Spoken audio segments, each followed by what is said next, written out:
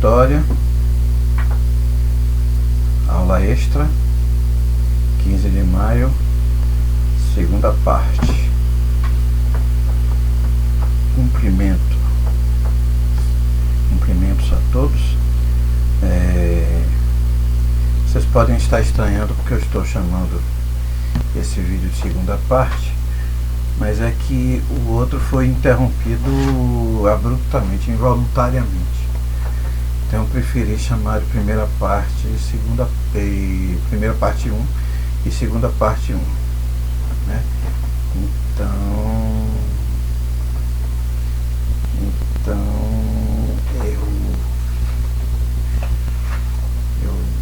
eu resolvi nomear este, que seria na verdade o terceiro vídeo, mas segunda parte. Bom, então, prosseguindo na tentativa de desenvolver um pouco mais a discussão do que é história e procurando discutir um pouco a história do ponto de vista de uma tentativa de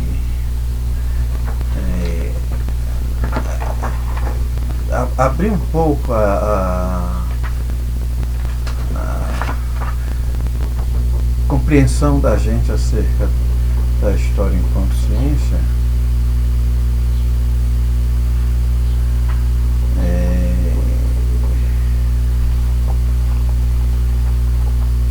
eu quero falar um pouco de uma das coisas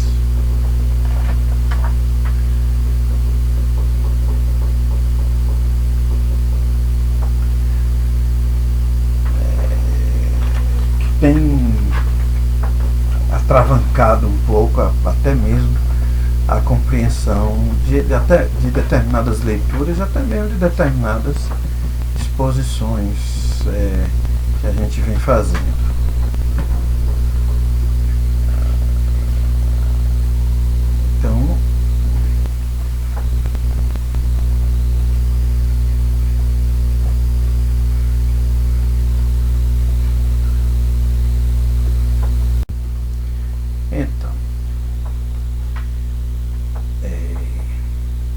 Então é a questão do método histórico, ou métodos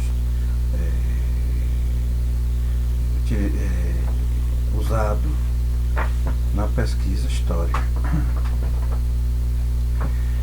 E evidentemente que todos nós, ao elaborarmos os nossos projetos de mestrado, principalmente, tivemos imensas dificuldades na definição de qual ou quais seriam os métodos que empregaríamos na elaboração e, sobretudo, no desenvolvimento das nossas pesquisas.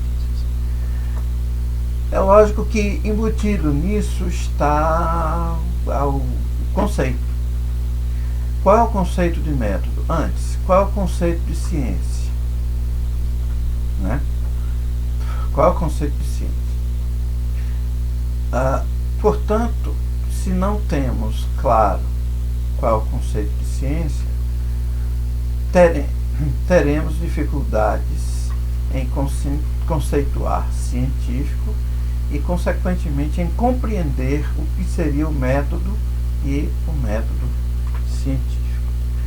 Então, primeiro, o que você a gente poderia dizer, conforme Aróstegui, aqui já na página 84, né, que a historiografia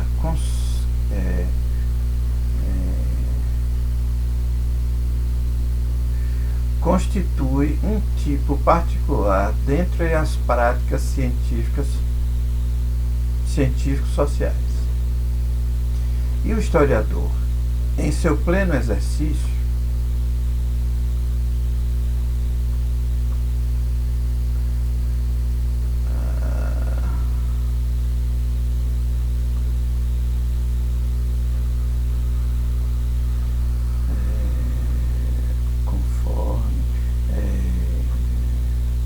pleno exercício, conforme acreditou, na época contemporânea, uma maioria qualificada, o que não constitui, a bem da verdade, nenhuma garantia tem considerado um praticante do método científico.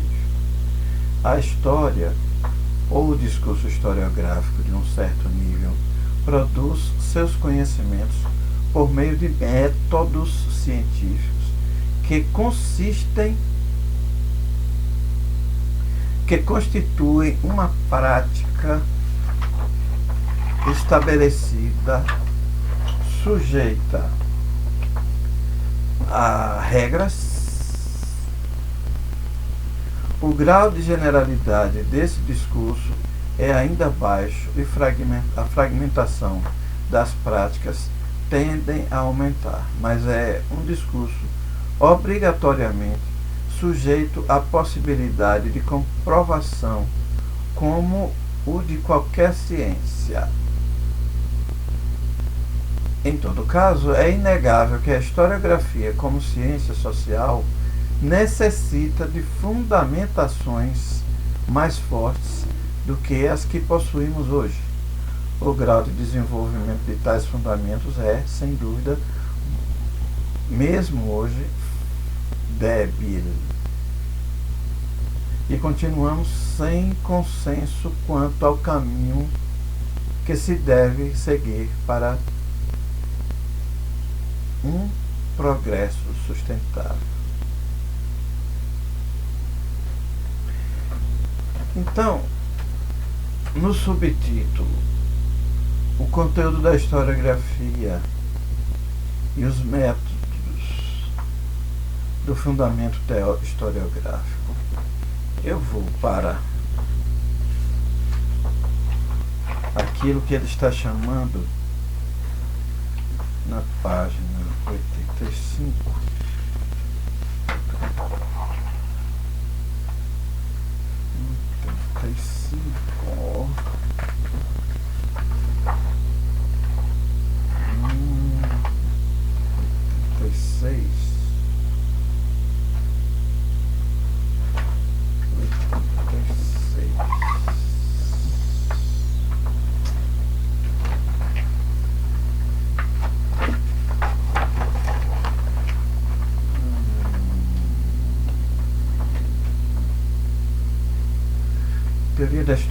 Teoria da historiografia seria interessante a conveniência e a necessidade de seguir pesquisa, que era a definição de teoria que ele faz aqui para a gente passar sobre a história. É função do historiador. Aqui está teoria, filosofia decidida. Historiador, função, aqui está.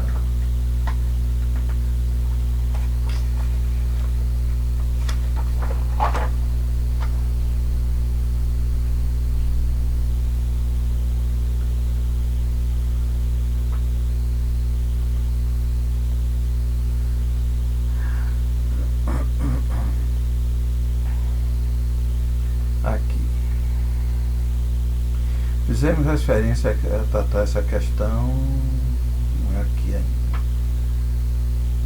Temos agora a insistir no fato de que a teoria pode referir-se a um fenômeno, a um conjunto de fenômenos, a um processo de repetição. E também a própria forma de que podem conhecer isso tudo.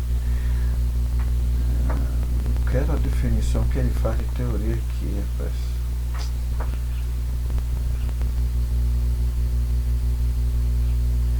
Para o historiador existem duas tarefas teóricas. Uma, a de elaborar uma teoria constitutiva de seu objeto de trabalho e que não é outra senão a teoria da natureza do histórico. Isso equivale... Não era isso aqui que eu queria ainda.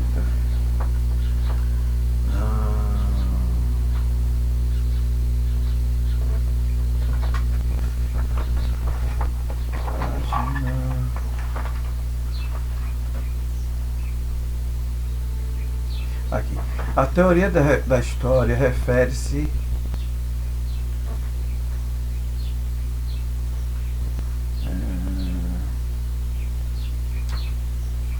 não é aqui,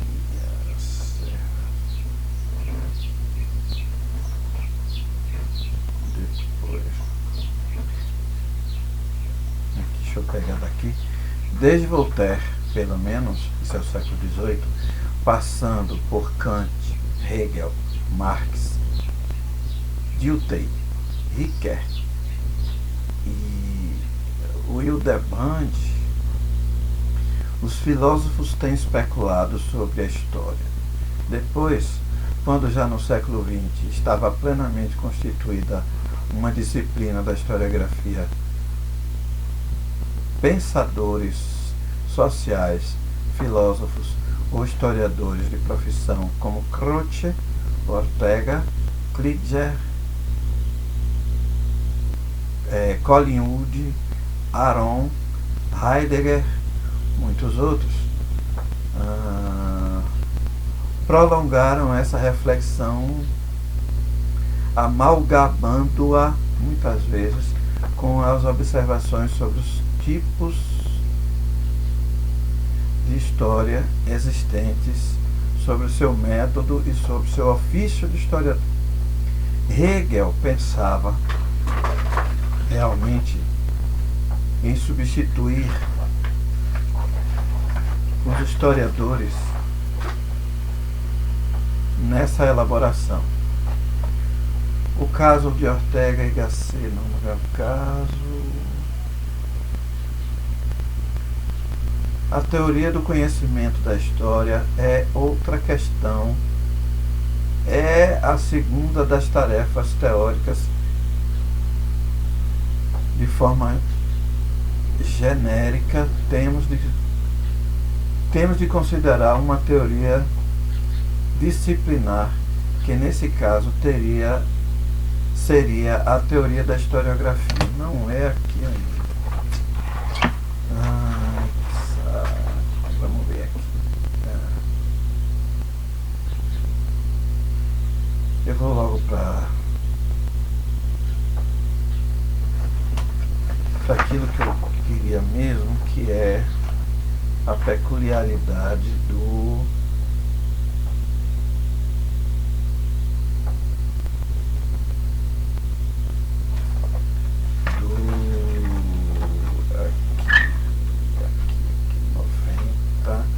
página 90. Gente, aqui é o primeiro capítulo de Aróstegui. Aqui as peculiaridades, é o primeiro capítulo de Aróstegui ainda, né? A pesquisa histórica, teoria e método, já que agora na página 90. E aí ele vai discorrer, e é isso que nos interessa, sobre as peculiaridades do método historiográfico.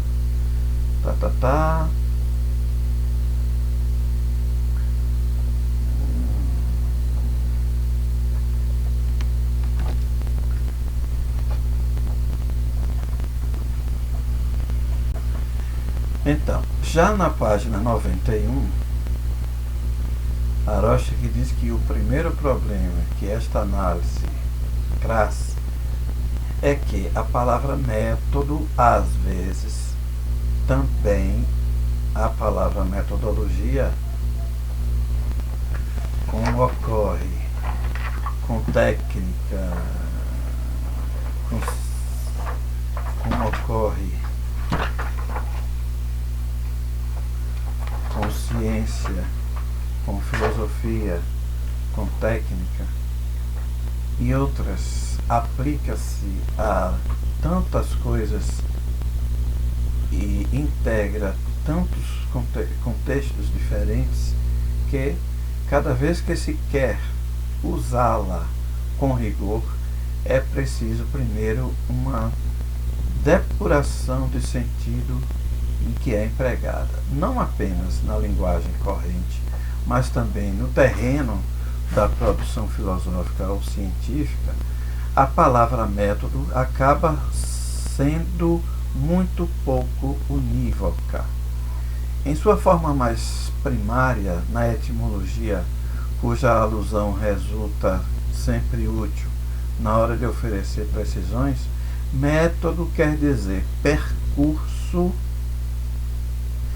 de um caminho, o que, por uma associação simples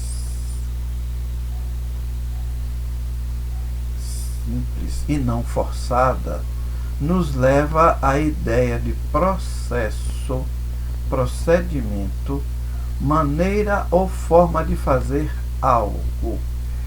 A partir de uma posição um pouco mais restritiva, as formulações filosóficas e técnicas clássicas, por exemplo, falam de método como o programa que regula previamente uma série de operações que devem ser cumpridas e uma série de erros que devem ser evitados para se alcançar o resultado determinado, ou como um procedimento que aplica uma ordem racional e sistemática para a compreensão de um objeto.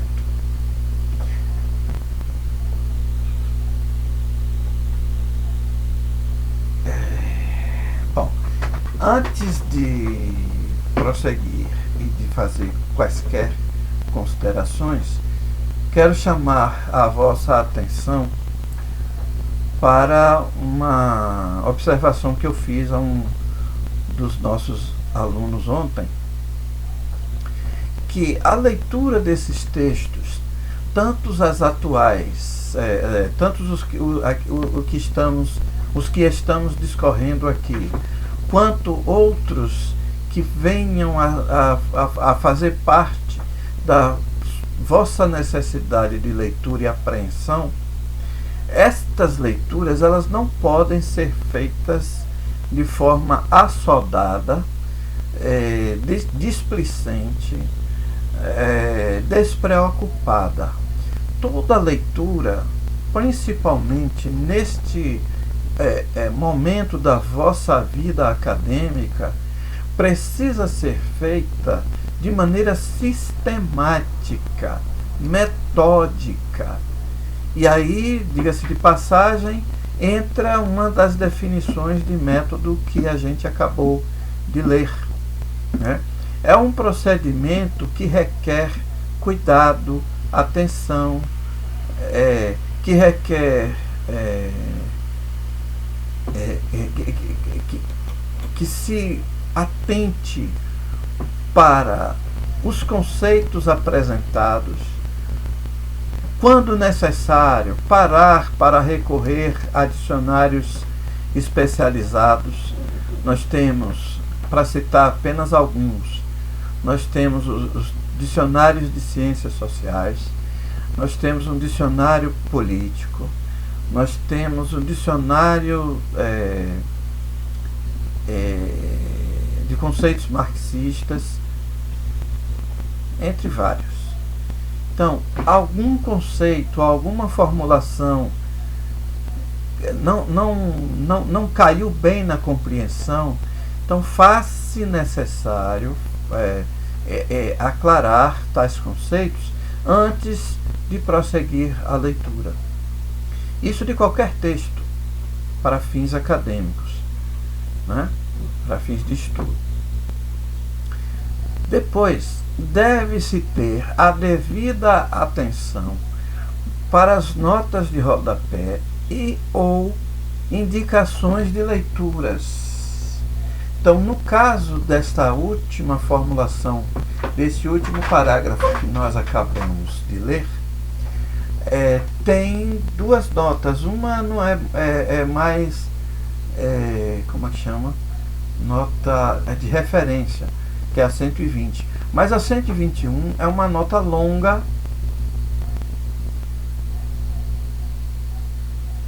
Tomara que eu não esteja fazendo confusão. Onde algumas outras referências são apontadas. Então, toda vez que vocês verem uma nota de rodapé, dá uma observada para ver se ela não é uma nota explicativa e, como tal, se ela não vai esclarecer um pouco mais aquilo que não ficou muito à vontade para a tua compreensão. Até porque nós não sabemos tudo. Nós precisamos aprender muitas coisas. Embora já sejamos pós-graduandos e pós-graduados, mas há muita coisa que não conhecemos. Mas muita mesmo. Na verdade, há muito mais coisa que não conhecemos do que as que conhecemos. E se não conhecemos, e se precisamos conhecer, precisamos recorrer aos meios que nos poderão ajudar a conhecer. Claro que quem tem um nível de leitura e de erudição mais aprofundada precisará menos de recorrer a outras fontes, a outras leituras, a outras referências. Mas é claro que grande parte dessas referências apontadas pelos autores dos nossos textos não são do nosso conhecimento ou do nosso domínio. Então, muitas vezes, precisaremos voltar a elas.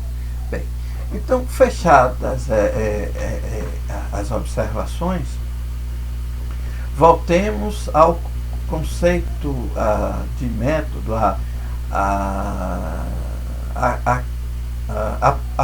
apontada aqui na leitura de Aróstegui. Então, veja, os procedimentos, que precisam ser respeitados no momento de desenvolver determinadas pesquisas, eles ajudam ao pesquisador a dar clareza, primeiro, ter clareza do objeto que está sob a sua investigação e depois permitir clareza no momento de analisar aquilo que se lhes apresenta como fonte ou como hipótese ou como proposição de trabalho. Então é preciso que haja disciplina. E essa disciplina precisa partir de um método, de um conjunto de procedimentos, de um caminho, quer dizer,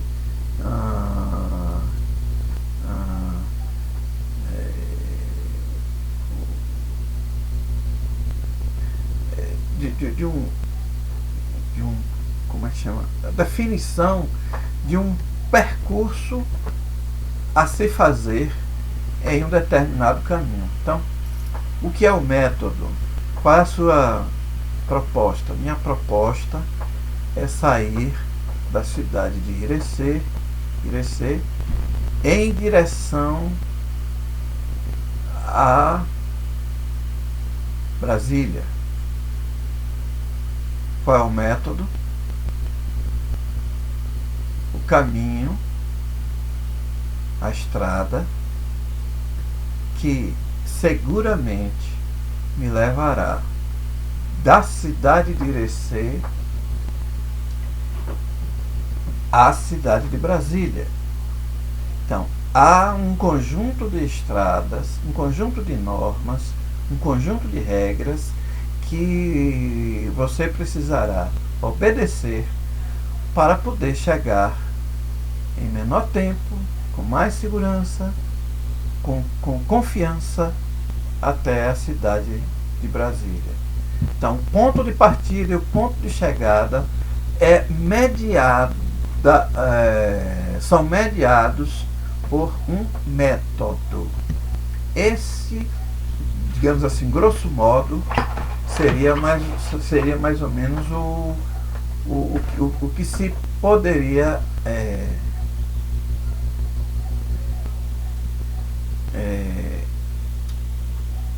estabelecer como um conceito de método. E método também é conceito, diga-se de passagem. Voltando aqui a Rostag, ainda na página 91, método de uma determinada forma de conhecimento será, pois, o conjunto de prescrições que devem ser observadas e de decisões que devem ser tomadas em certa disciplina para garantir, na medida do possível, um conhecimento adequado de seu objeto. Quer dizer, qual é o nosso, o objetivo é analisar para conhecer, para estabelecer relações, né? E para se fazer essa análise, eu preciso, né, de método. Eu preciso de um conjunto de prescrições que devem ser observadas e de decisões que devem ser tomadas em certa disciplina para garantir um conhecimento adequado de seu objeto. Então, voltando ao exemplo do deslocamento de Irecê para Brasília, né? Então, é preciso conhecer se há um caminho estabelecido, definido para que eu faça esse deslocamento, se este caminho é linear, é reto, se eu precisarei fazer uso de um conjunto de estradas, se é uma estrada única, as condições em que essa estrada se encontra, as regras estabelecidas nessa estrada, limites de velocidade, pontos de ultrapassagem, quer dizer, tudo isso é método. E esse método ele deve ser utilizado com disciplina, se eu quero chegar ao meu objetivo, né? Que é aceder à cidade de Brasília a partir do ponto de partida que eu escolhi, que foi Irecê.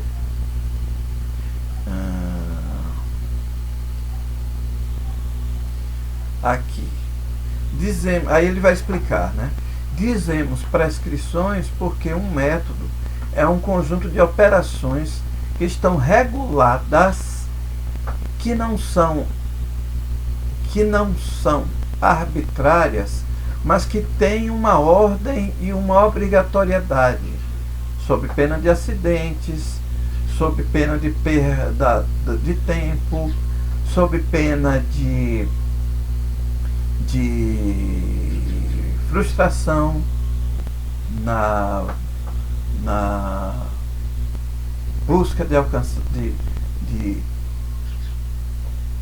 de conhecer o objeto em questão. Mas dizemos também decisões, aí já é outra, porque um método não é um sistema fechado, mas sim que dentro de sua ordem de operações o sujeito que o emprega deve decidir muitas vezes por si mesmo. Mas para isso é preciso conhecer. Né? Aí vamos adiante.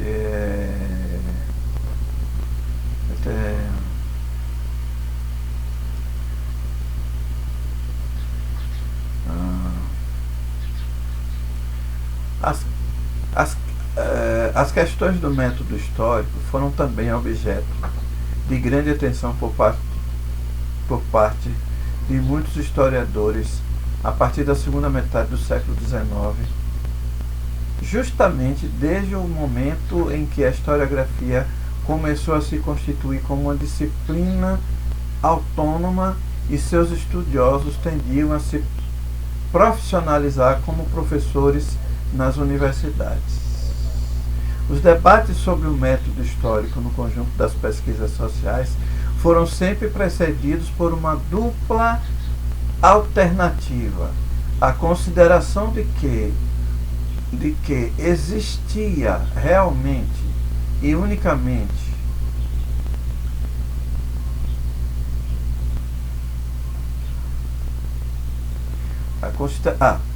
a consideração de que o que existia realmente e unicamente era um método histórico que estava à disposição de todas as ciências sociais que dele faziam uso em contextos determinados, ou a consideração de que a disciplina científica, a historiografia, que era a praticante e depositária de tal método, e em função disso, essa disciplina reclamava um posto entre as ciências da sociedade. Assim, pois, o método da pesquisa histórica é, sem dúvida, uma parte do método de pesquisa da sociedade, da pesquisa social, ou, se preferirmos, da pesquisa histórico-social. Portanto, o método do historiador coincide, em boa medida, com a de outras disciplinas, como a economia, a sociologia ou a antropologia, por exemplo. O historiador estuda, continuando a leitura, acho que já está na página 93, 2. O historiador estuda, como o fazem os estudiosos de outras disciplinas, fenômenos sociais. Mas existe uma peculiaridade que dá ao método histórico sua especificidade inequívoca, e é o fato de que o historiador estuda os fatos sociais sempre em relação com seu comportamento temporal. Diga-se de passagem, o professor Moisés já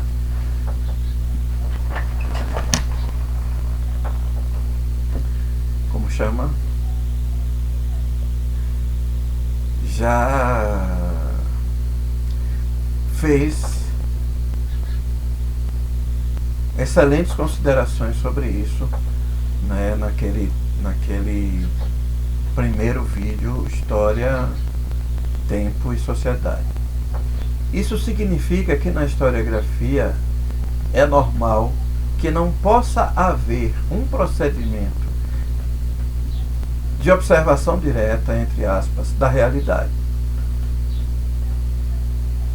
Por essa e por outras razões, é inegável que a historiografia é, sem dúvida, a disciplina social que na atualidade possui um método menos formalizado, menos estruturado sobre uma base canônica, entre aspas. Um método próprio, aqui vem um subtítulo. Um método próprio. Como já assinalamos, existe especificamente um método historiográfico, parece pouco discutível que a pesquisa global do processo temporal das sociedades seja a mais difícil de todas as pesquisas e, por isso, a metodologia do social, página 93, tem tendido com bastante frequência a fazer a abstração do suceder, em que todos os fenômenos e processos sociais estão imersos. A pesquisa da história, sempre que se entenda que é uma pesquisa do passado, estará ligada a algumas peculiaridades e constrangimentos que não se apresentam ou não se apresentam da mesma forma em outras ciências sociais. De tais peculiaridades, poderíamos destacar os problemas derivados da observação e documentação da temporalidade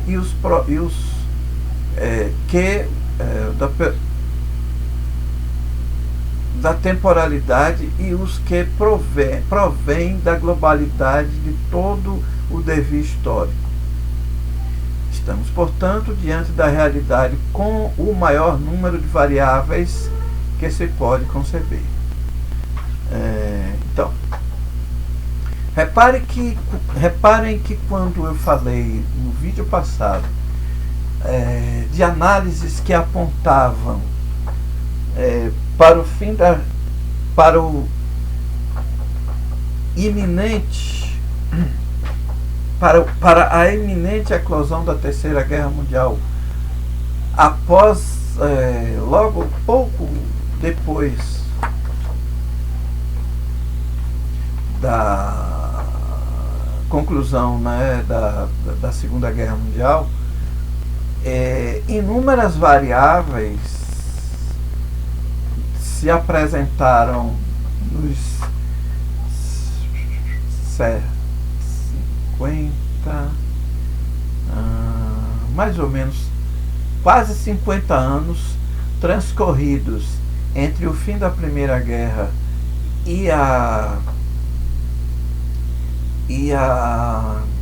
desaparição da União Soviética, né, que era contada, digamos, como um iminente elemento detonador dessa Segunda Guerra, dessa Terceira Guerra, dessa imaginada Terceira Guerra.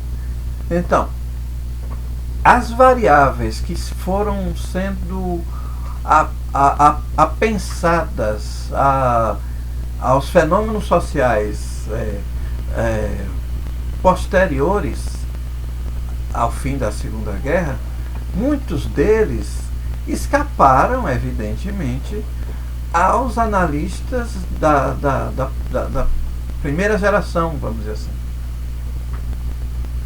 Muitos dos que acreditavam, outros que acreditaram que a Terceira Guerra era iminente, não chegaram a ver, por não estarem mais vivos, os desdobramentos havidos entre 1989, quando se acutiza a crise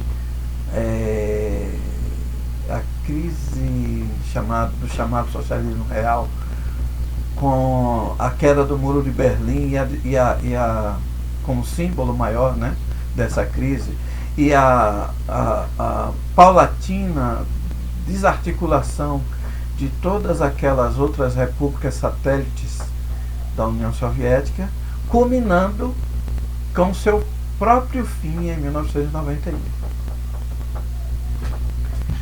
Então, quer dizer, evidentemente que o sujeito que fazia a análise dos fenômenos sociais, políticos, culturais, econômicos envolvidos neste processo histórico não puderam fazer, aspas, uma previsão correta acertada, porque não tiveram como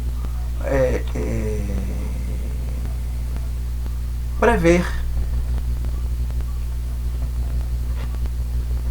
a crise, ou pelo menos o desdobramento da crise que se abateu sobre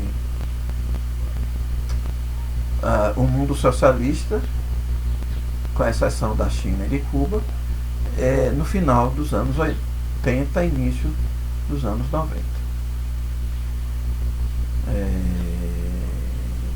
Bom, voltando aqui ao método historiográfico, Aróstig prossegue dizendo que a primeira especificidade e a mais censurada do método historiográfico reside na natureza de suas fontes de informação. A matéria sobre a qual o historiador trabalha é de caráter muito peculiar. Restos materiais de atividades humanas, relatos escritos, relatos orais, textos de quaisquer gênero, vestígios de todo tipo, documentos administrativos, etc. Tem-se entendido tradicionalmente que o histórico não pode ser outra coisa senão, aspas, o passado, ponto e vírgula. Veremos que isto não é inteiramente correto e que o histórico não é precisamente o passado, mas o temporal. Porém, o fato é que as fontes de informação indiretas, o que constitui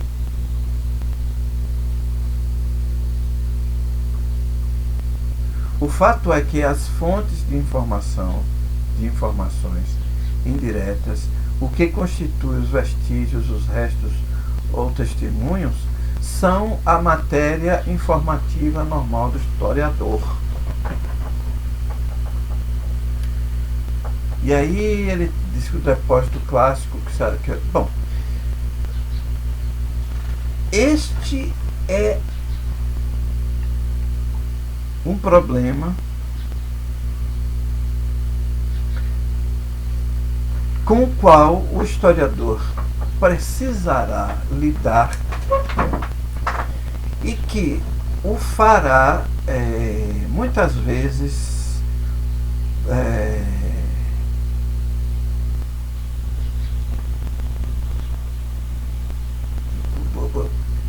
ter que buscar alternativas para prosseguir o seu trabalho de pesquisa. E aí, de novo, entra a questão do método. Não é mérito, é método. Bom, aí vem o depósito clássico da documentação histórica, ainda que em absoluto não seja hoje o único, e tal, tem sido o arquivo. E engraçado que na era eletrônica, tecnológica, arquivo ganha um outro sentido, né? Arquivo antes era um espaço onde eram depositados documentos, processos, enfim, e armazenados, catalogados, empilhados, arrumados, desarrumados, enfim. Hoje, uma peça que que está sendo enviada para o canal para vocês assistirem, também se chama arquivo. Prestem atenção a isso. A característica de todos esses materiais que se oferecem a uma atividade do passado humano, que se refere a uma atividade do passado humano, volta aqui, a característica de todos esses materiais que se referem a uma atividade do passado humano é que não podem ser não podem ser procurados nem preparados pela própria atividade do historiador, que deve limitar-se a encontrá-los. Diz-se, por isso, que a historiografia é a ciência social que não pode construir suas fontes,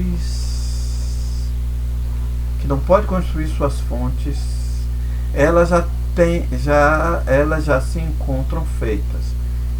De novo, isso não é, tampouco, absolutamente certo, nem na concepção do que significam os dados, que nunca são realidades espontâneas, nem na própria natureza do histórico, pois existe uma história do presente cada vez mais afiançada, onde a questão se apresenta de maneira muito distinta. Eu vou até o final para... Bom, deixa eu pegar esse gancho da fonte. Os historiadores do presente, do tempo presente, que pelo que eu conheço dos projetos de vocês, é a grande maioria dos mestrandos dessa turma, tem a vantagem de poder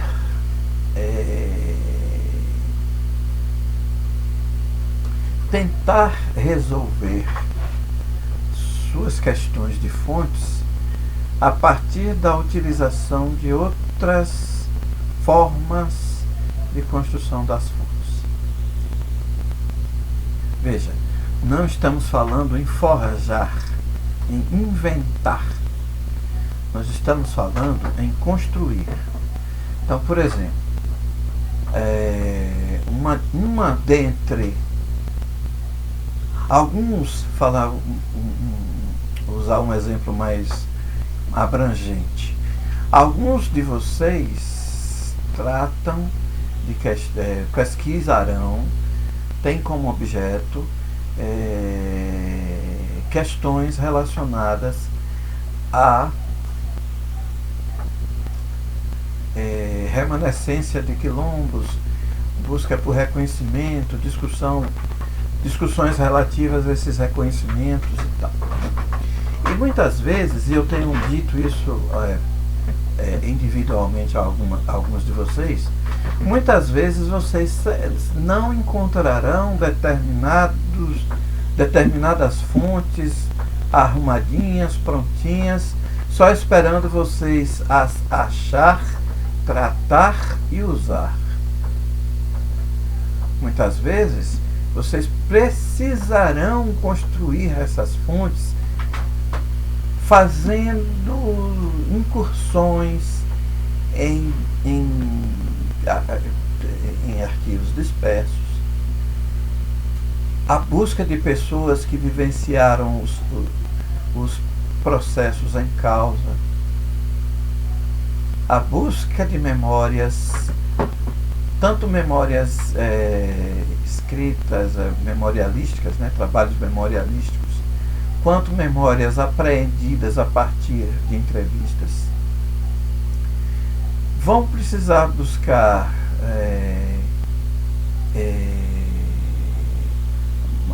artigos, discussões, debates veiculados nos jornais, nos impressos diversos, em emissoras de rádio, enfim. Como disse, não se trata de inventar, mas de construir a partir de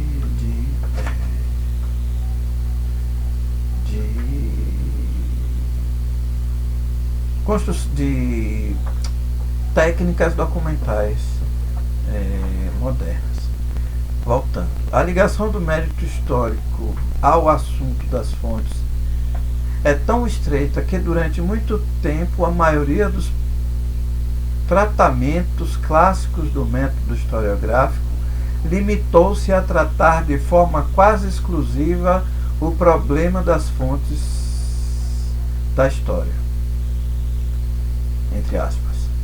Isso também deu lugar à criação do conceito de ciências auxiliares da história. Essa falsa ideia, prossegue Arosti, página 94, né? Esta falsa ideia que a fonte é tudo para o historiador é outra das que mais prejudicaram no passado o progresso disciplinar da historiografia. Uma fonte de informação, atenção, nunca é neutra, já dissemos isso várias vezes, nem é dada de antemão. E por isso é também absurda a ideia da finitude das fontes da história, tal como a entendiam autores de preceitos como Langlois e Senhobo, isso no final do século XIX. Mesmo que à primeira vista não pareça, o historiador deve, como qualquer outro pesquisador social, construir também suas fontes, ainda que se encontre mais limitado para realizá-lo à medida que retrocede no tempo, que é outro, né? Aí vem, pesquisar a história não é de forma alguma transcrever e tal. Então, vamos aqui. A segunda